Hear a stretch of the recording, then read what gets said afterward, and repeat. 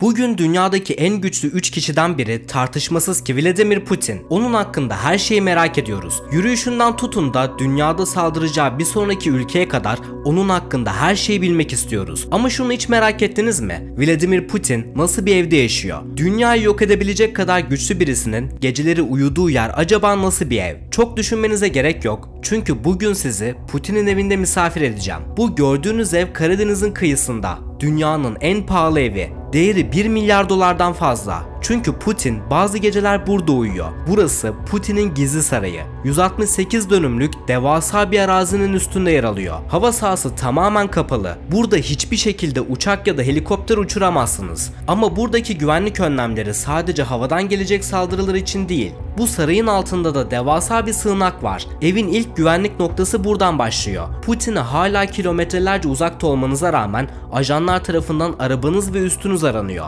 Bu noktaya geçebilmeniz için Rus istihbaratının eve giriş izninizi onaylaması lazım. Aylar öncesinden randevu almadıysanız bu nokta Putin'e yaklaşabildiğiniz son nokta olacak. Ama diyelim ki izniniz var. Ana güvenlik noktasını geçtikten sonra bir orman yolundan tepeleri aşarak ilerlemeniz gerekiyor. Çünkü ev dışarıdan hiç kimsenin görememesi için tepelerin ardına saklanmış. Orman yolu geçtikten sonra ana güvenlik noktasında bir kez daha durmanız gerekiyor. Burada artık istihbarat ajanları değil, direkt askerler var. Sayıları o kadar çok ki sadece o askerlerin kalabilmesi için 4 tane büyük yerleşke görüyoruz. Muhtemelen yüzlerce personel sadece bu noktada çalışıyor. Bu noktanın hemen altında iletişimin hiç kesilmemesi için büyük telefon direkleri var. Bu noktayı da geçmenize izin verilirse tepeden aşağı doğru ilerleyeceksiniz. Sol tarafınızda gördüğünüz arazide Putin'in helikopterleri için hazırlanmış 2 pist ve onların hemen yanında da büyük bir buz pateni pisti var. Buz pateni Putin için çok ama çok önemli. Bunu videonun ilerleyen kısımlarında başka evlerde de göreceğiz. Pistlerin hemen altında Putin'in ibadet edebilmesi için bir kilise yapılmış.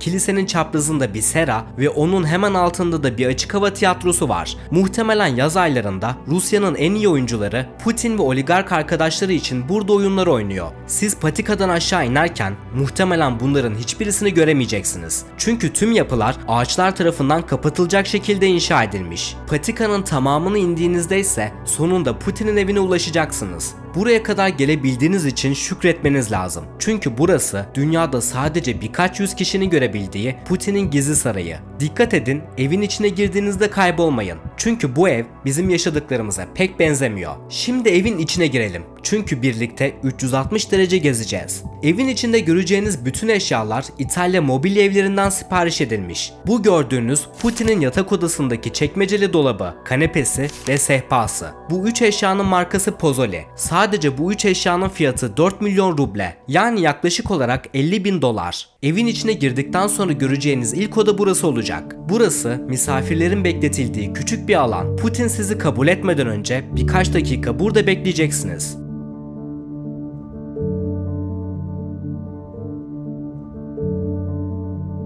Evin içinde büyük bir sinema salonu var. Belli ki Putin arkadaşlarıyla birlikte film izlemeyi çok seviyor. Çünkü burada daha fazla misafir ağırlayabilmek için balkonlar bile inşa edilmiş.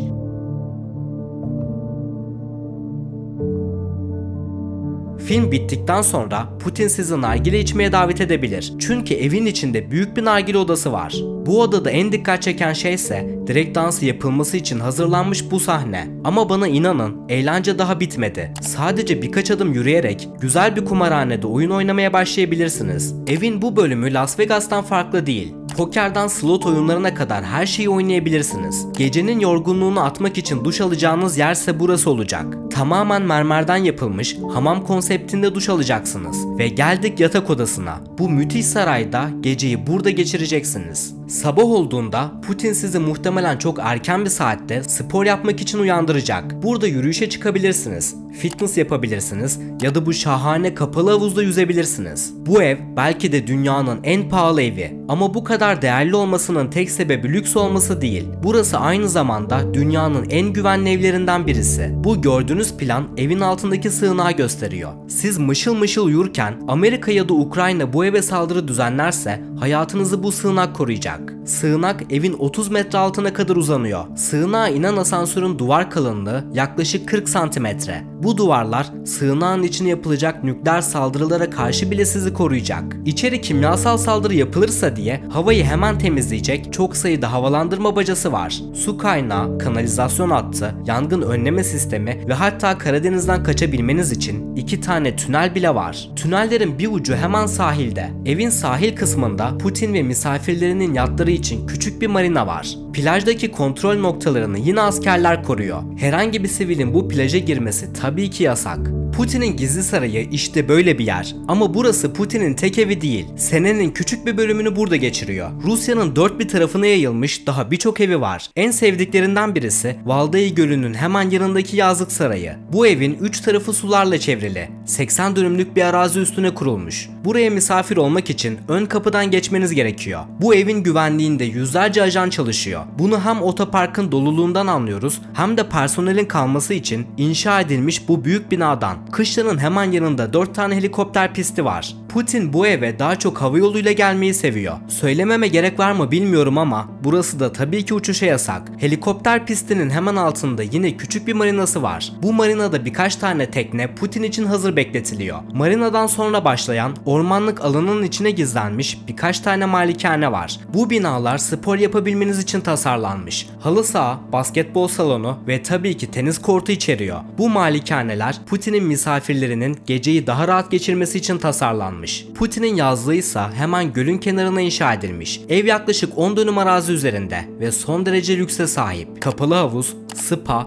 çalışma odaları, müzik odası ve birkaç tane de yatak odasına sahip. Putin'in bildiğimiz kadarıyla küçük bir çocuğu yok ama misafirlerinin çocukları için güzel bir park da yaptırmış. Parktan biraz aşağıya inerseniz Çin mimarisiyle yapılmış güzel bir ev sizi karşılıyor. Putin ve arkadaşları 5 çayını genellikle bu Çin pavyonunda içiyor. Muhtemelen bu saraya Asya'dan çok fazla misafir geldiği için böyle bir yer inşa edilmiş. Pavyonun hemen altındaysa büyük bir spa salonu var. Putin'in neden hiç yaşlanmadığını merak ediyorsanız sebebi burada yaptırdığı bakımlar. Ukrayna'ya savaş ilan ettikten sonra Putin bu yazlığı çok fazla kullanmadı. Çünkü bu evin hava savunma sistemi yoktu. Putin tatil yaparken Zelenski bu eve sürpriz bir saldırı düzenleyebilirdi. Ama 2024'teki yeni uydu fotoğraflarına göre yazlığı koruması için füze savunma sistemleri yerleştirmişler. Belli ki bu yaz Putin burayı sık sık kullanmış. Yazlığından sonra şimdi başka bir evine gidiyoruz. Bu evin ismi Daça. Daça Rusça'da tatil için kullanılan bahçeli, müstakil kır evi anlamına geliyor.